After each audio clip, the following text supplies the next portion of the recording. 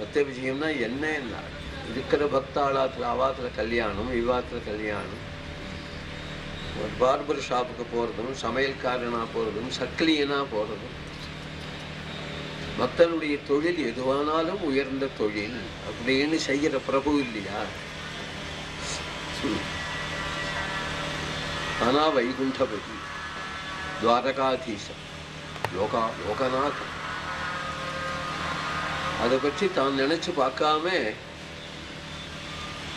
யோகக்ஷேமம் மகாமியகம் என்று நினைச்சு பக்தர்களை நிம்மதியா வைக்கணும், பக்தர்களை சௌக்கியமா வைக்கணும் என்று நினைக்கிற ஒரு பிரபு இல்லையா? அந்த பகவான் இங்கே சுப்பிரசன்னமாக எழுந்துருளி எவ்வளவு மகான்கள், எவ்வளவு பக்தர்கள் இந்த க்ஷேத்திரத்துல அங்க பிரதர்ஷனம் பண்றது முக்கியம்.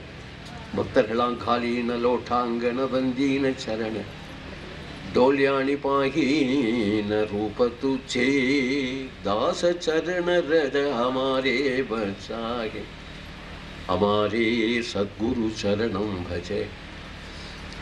உருண்டு பெருண்டு பக்தர்கள்லாம் இங்கே எழுந்திருப்பார். இந்த மண்ணு எவ்வளவு பாகவதால் கூத்தாடின இடம். ஏனால் காய இச்சசி வைகுண்ட வாலுவண்டியிலோடு சந்திரபாகாவனுடைய மணல்ல உருண்டு பெறலாம எவன்தான் வைகுண்டத்தை விரும்புவான் அப்படி எல்லாம் பாடியிருக்கா. சத்தியம். அவ்வளவு மகான்கள், நாமதேவ், துகாராம், ஞானேஸ்வரர் எல்லாரும் பகவானோட நேர பேசுறவர்கள். அவ்வளவு பேர்களும் பகவானோட நேர பேசுறவர்கள் மட்டும் இல்லை, கட்டிண்டு புரள்றவன். பாண்டுரங்கன் வந்து பகவானே இல்லை, ஃப்ரெண்டு, எல்லாருக்கும் ஃப்ரெண்டு அவன். எல்லாரும் அவனை கட்டிண்டு புரளக்கூடிய பாகவதால்னா நான் தான் பாகவதால் அப்படின்னு பாகவதால் நினைக்க மாட்டான். பாகவதால்னு சொன்னா அவள்லாம் பெரியவா, இவா பெரியவா, இவா பெரியவா, அவா பெரியவா, நான் பெரியவன் அப்படின்னு சொல்ல மாட்டேன். யாரை பார்த்தாலும், ஒரு குழந்தைய பார்த்தாலும் பெரியவாளோன்னு தோணும், இவா பெரியவாளோன்னு தோணும். ஐயோ அவளுக்குள்ள பக்தி நமக்கு இல்லையே, இவாளுக்குள்ள பக்தி நமக்கு இல்லையே அப்படின்னு பூர்ண பக்தாளா இருந்து கண்ணீர் விட்ட மகான்களெல்லாம் நான் பார்த்துருக்கேன். பக்தாள்னா அப்படிதான் இருப்பா அப்படின்னு எனக்கு தோணும். சின்ன குழந்தைகளெல்லாம் சேவிச்சுடுவா, சேவிச்சு விட்டு இவாளுக்கு உள்ள பக்தி எனக்கு இல்லையே அப்படின்னு சொல்லி கண்ணீர் விடுவா சில பெரியவாள்லாம். இதுதான் பக்த லட்சம். அப்போ கர்வம் எப்படி வரும்? வர பிறருடைய பக்தியை பார்த்துட்டு அசூயப்படக்கூடாது, அவனுக்கு என்ன தெரியும் அப்படின்னு அலட்சியப்படுத்தக்கூடாது. அதெல்லாம் பக்த லட்சணம் இல்லை. ஒரு குழந்தையின் இடத்துல உள்ள குழந்தை ஆச்சரியமா தானே இருக்கு. அரியா பிள்ளை ஒரு சின்ன குழந்தை, இது மலமலன்னு அம்மா மடியிலேருந்து இறங்கின்னு வந்து இப்படி நமஸ்காரம் பண்ணுறது அப்படின்னா எத்தனையோ பேர் வந்திருக்கா, யாருக்கும் நமஸ்காரம் பண்ணாது. மெனக்கட்டி இறங்கி இங்கே வந்து நமஸ்காரம் பண்ணுறது. அப்போ நான் நினைக்க வேண்டியிருக்கேன் இல்லையா, இது ஏன் இங்கே வந்து நமஸ்காரம் பண்ணுறது, அவளை பண்ணலாமே இவளை பண்ணலாமே. அது பிஞ்சு மனசில் என்ன தோன்றது அப்படிங்கிறத நம்மளால கண்டுபிடிக்க முடியாது. இத்தனை பேர்களுக்குள்ள இவாளுக்கு பண்ணணும் அப்படின்னு அது தெரிகிறது இல்லையா. இது மாதிரி நிறைய குழந்தைகள் பக்தி சுவாவமாக அமைஞ்சுவிடும். பக்திக்கு லட்சணமே வினயம், ஆஞ்சநேயரே சாட்சி.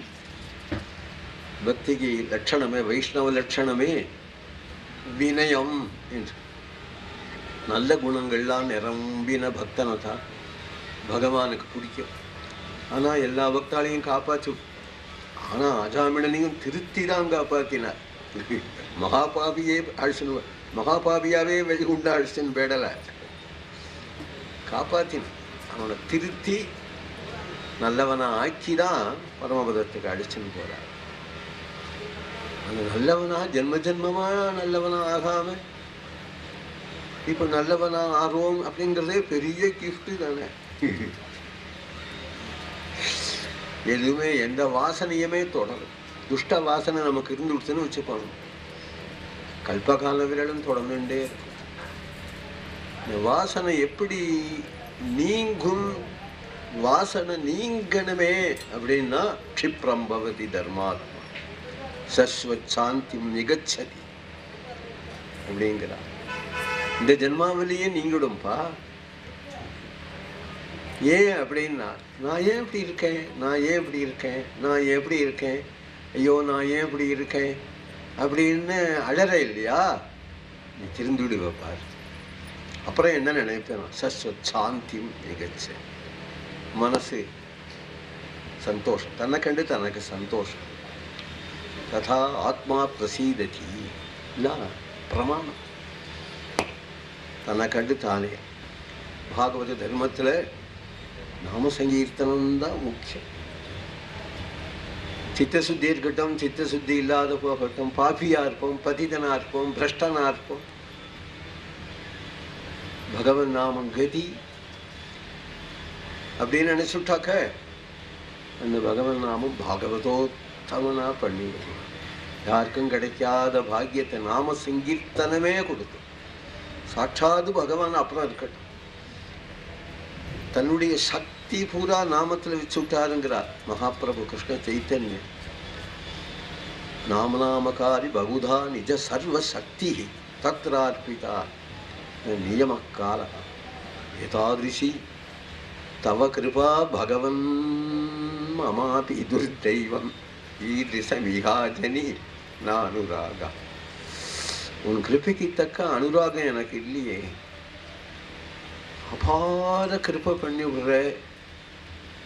நான் இந்த பையனை முடிச்சுட்டு இருக்கேன், ஏன்னா எனக்கு பக்தி பண்ண தெரியல, ஆனால் நீ என்னை பக்தனா ஏற்றுனுட்ட. ஏத்துண்டு இப்படி ஒரு கிருப்பை பண்ணும் பொழுது துர்தெய்வம் ஈதிசமிகாஜனி ந அனுராகா அப்படின்னு. ஆனால் பெரியவாளா அதை திருத்தி சொல்லுவான், ஈதிசாஜனி ந அனுராகா, அனுராகம் இருக்கு அப்படின்பா.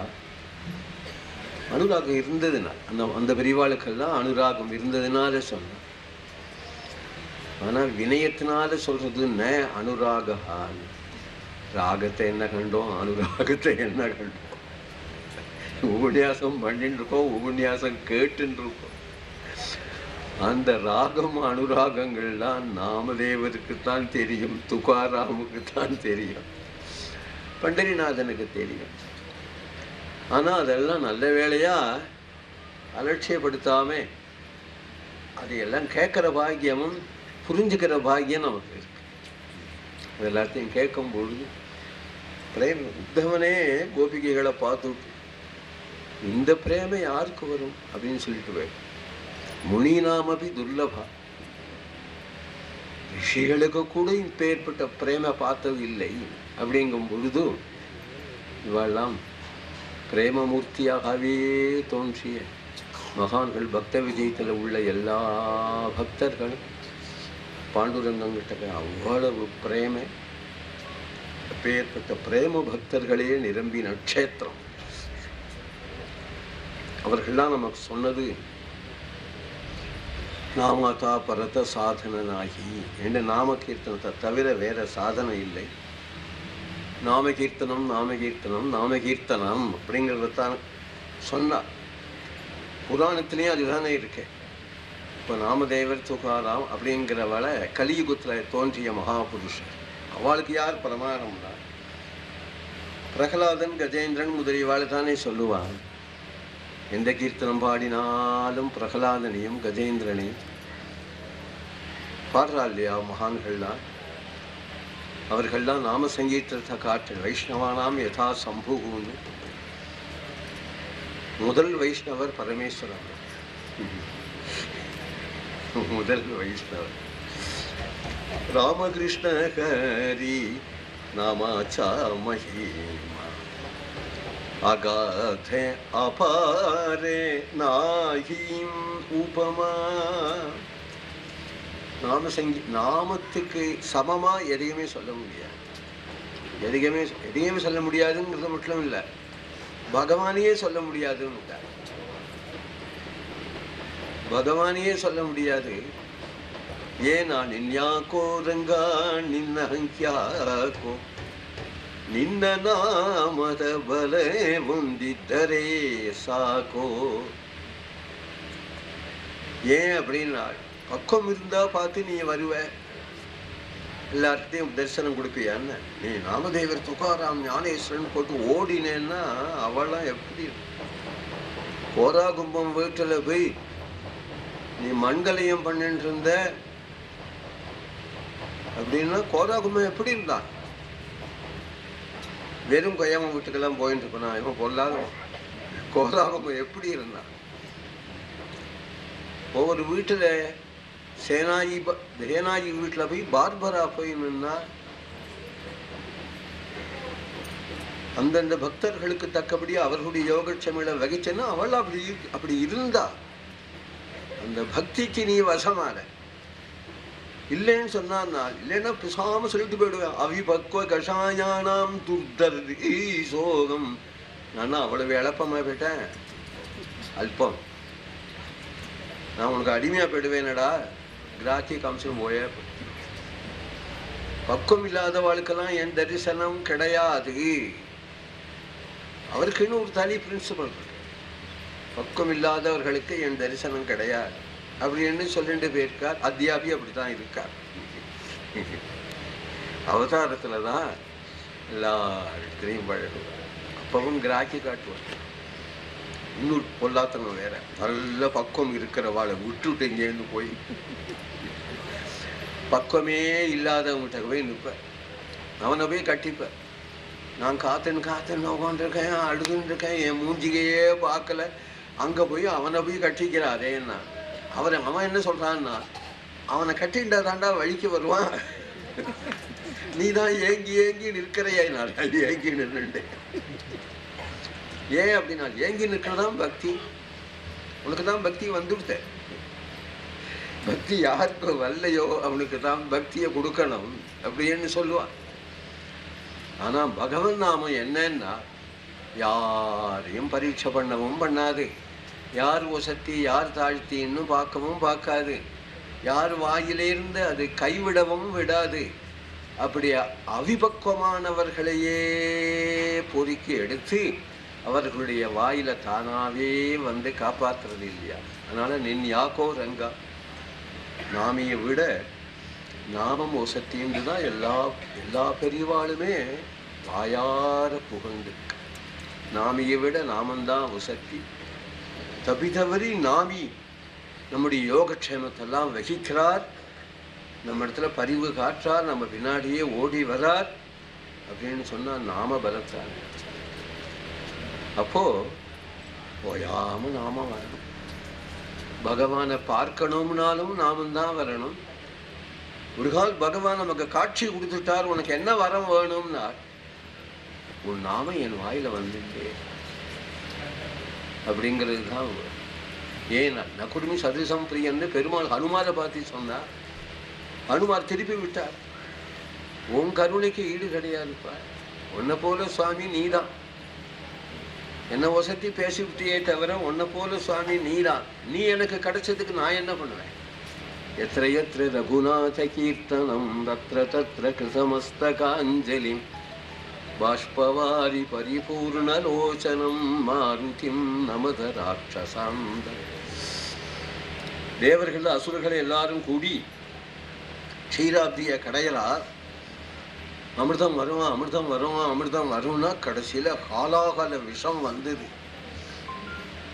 எல்லாரையும் அந்த பாம்பு தானே கயறுது, அந்த பாம்பு அப்படியே போட்டான்.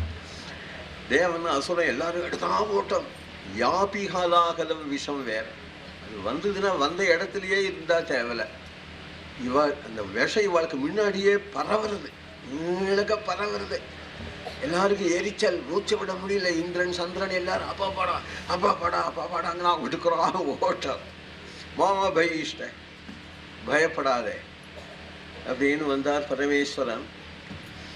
இந்த காலா அபட்சயன் மகாதேவகா கிருபையா பூதவா கையில் அந்த விஷத்தை வாங்கினுட்டார்.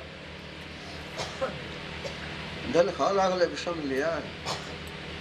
பார்வதியை பார்த்து குடிக்கட்டுமா அப்படிங்கிற.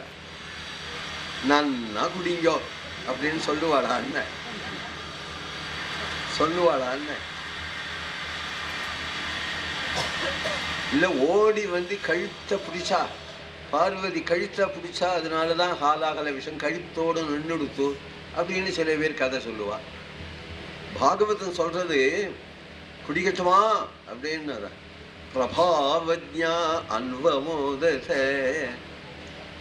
அவருடைய பிரபாவம் தெரிஞ்சு குடிங்களேன் தாராளமா அப்படிங்கிறார்.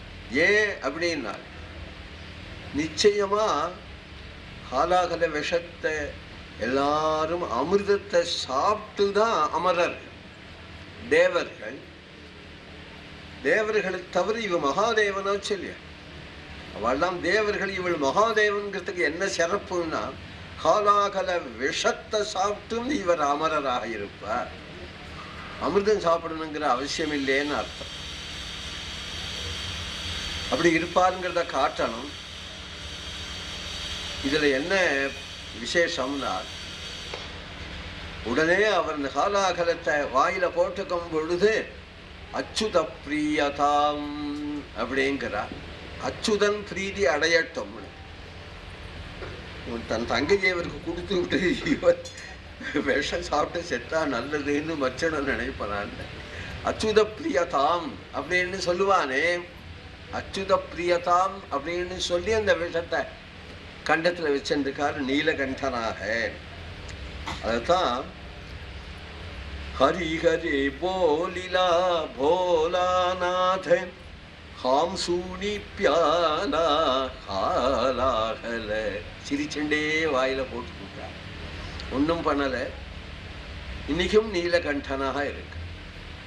ஹாலாகல விஷத்தை சாப்பிட்டு நீலகண்டனாக இருக்கார்.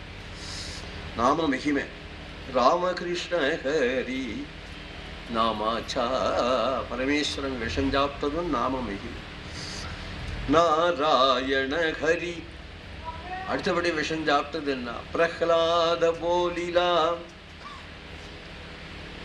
கோர மகானல நாஹிம்சி ஜாலா. பிரகலாதனை படாத பாடுபடுத்துறான் இரண்யன். மலையிலேருந்து உருட்டுறான், காலாகல விஷத்தை கொடுக்குறான், உயிரோட நெருப்புல தள்ளுறான். எதுல விழுந்தாலும் நாராயண நாராயண நாராயண என்று சொல்றார். நெருப்புல விழுந்தும் ஏண்டா நீ பொசுங்கலையா அப்படின்னு கேட்கிறான் ஹிரண்யகசிபு. நெருப்புக்குள்ளேந்து பேசுறான். ராமநாம ஜபதாம் குதோபயம் பஷ்யதாத மமகாத்திர சந்நிதௌ. ராமநாமத்தை சொல்றவனுக்கு நெருப்பு என்ன பண்ணும்? நான் சௌக்கியமா இருக்கேன்ப்பா. எப்படி இருக்கேன்? பஷ்யாமி பத்மாஸ்தரணாஸ்திருதானி. நல்ல ஜில்லுன்னு தாமரை அதனுடைய மத்தியில உட்கார்ந்துருக்கிறது போல. எப்படிடா அப்படி இருக்குன்னா, ஓம் பிரபாவம் இல்லை, ஏன் பிரபாவம் இல்லை. ஜனார்தனானுஸ்மரணானுபாவா நாமபலம் என்று பிரகலாதன் தானே தன்வாயாலேயே சொல்றா இல்லையா? கோரமகானல நாஹிம்சே ஜாலா ராமகிருஷ்ண ஹரி நாமாச்சா மகிமா. லட்சம் கிரந்தம் மகாபாரதம். எதுக்காக பாரதங்கிற ஒரு பெரிய கிரந்தத்தை மெனக்கிட்டு வியாசர் பண்ணினார். அப்படிங்கும் பொழுது பாஞ்சாலியை காப்பாற்றுறதுக்காக, தூது போகிறவன் ஏற்றத்தை சொல்லுவதற்காக அப்படின்னு பெரியவாள்லாம் நிர்வாகம். தூது ஏன் போனான்? தூதி ஏன் போனான் அப்படின்னா கோவிந்தே சுக்ரோச. அன்னைக்கு கோவிந்தான்னு கத்தினாள். பேர்பட்ட நெருக்கடியில அஜிஜோ அஜிஜோன்னு கத்தாம கோவிந்தான்னு கத்தினாளே அப்படிங்கிறவர் தானே ரிணமே ததே பிரவருத்தம் மே. என்னுடைய கடன் அப்படின்னு சொல்லிண்டு பகவான் தூது போறதும் சாரத்தியம் பண்றதும் பாரத யுத்தம் நடத்துறதும். கிருஷ்ண கிருஷ்ண போலிலா பாஞ்சாலி பீதாம்பர தேயி வனமாலி. தன்னுடைய பீதாம்பரத்தையே கொடுத்து. அதுதான் அக்ஷயமானது. ஏன்னா பூர்ணாத் பூர்ணமுதவாதாய பூர்ணமேவ அவசிஷியத்தேன்னு. பூர்ண பிரம்மம் கட்டிக்கிற வஸ்திரமும் பூர்ணம். குண்டன் அழுத்து போயிட்டான், சளைச்சு போயிட்டான். துஷாசனன் 2 கையும் ஊனிட்டு உட்காந்து மோரடெல்லாம் பார்க்குறான். யாரும் எதுவும் பண்ண முடியல, ஆள் வரவே இல்லை. அப்படி கொடுத்துட்டு இப்படி நிற்கிறான் இல்லையா, நான் தான் கொடுத்தேன் இப்படின்னு காட்டணும் இல்லையா. அக்ஷயமாக கொடுத்துட்டு ஆள் வரவே இல்லைன்னா ஏன்னா நம்ம நாம மகிமையான கிருஷ்ணநாமமே காப்பாற்றி விட்டு, அதனால அவன் வரலேன்னு கூட கதை சொல்லுவான். பாமாவோட பகட ஆடின்னு இருந்தான். ஆடிண்டே இருக்கிறவன் அப்படின்னா எழுந்து ஓடினான். யாருக்கு என்ன ஆபத்தோன்னு பாமா துடிச்சு போயிட்டா. அப்புறம் சிரிச்சுட்டே வந்து உட்காந்துட்டு உடிக்க போட்டு என்ன எதை நாத்தினா. இவர் கதை கூட இருக்கிற வாழ்க்கை ஆம்படியாளுக்கே தெரியாது என்ன பண்ணார். எங்க ஓடினேன் அப்படிங்கிறார். நம்ம திரௌபதிக்கு ஆபத்து இங்க வந்து ஏன் உட்கார்றேன், போங்கன்னா நான் போறதுக்கு முன்னாடி அவ கிருஷ்ணான்னு கத்தினாள் இல்லையா, கிருஷ்ண நாமமே காப்பாத்து அப்படின்னு சொல்ற. கிருஷ்ண கிருஷ்ண போலிலா பாஞ்சாலி பீதாம்பர தேஜி வனமாலி ராம ராம கர்ஜத ஹனுமந்த உடோணி சாரா லங்கா ஜாலிலாம். ராம ராம ராம ராம ராம ராம ராமன் கத்திண்டே சமுதிரத்தை தாண்டி சீதாதேவியை நம்ம தான் பார்க்க போறோம்னே அவருக்கு தோணிடுது. மற்றவா எல்லாரும் 10 யோஜனை தூரம் தாண்டுவேன், 20 யோஜனை தூரம் தாண்டுவேன் கணக்கு போட்டு இருந்தா. இவர் போயிட்டு வந்துடுவேன் அப்படின்னு துணிச்ச. ஏன்னா கையில என்ன இருக்க,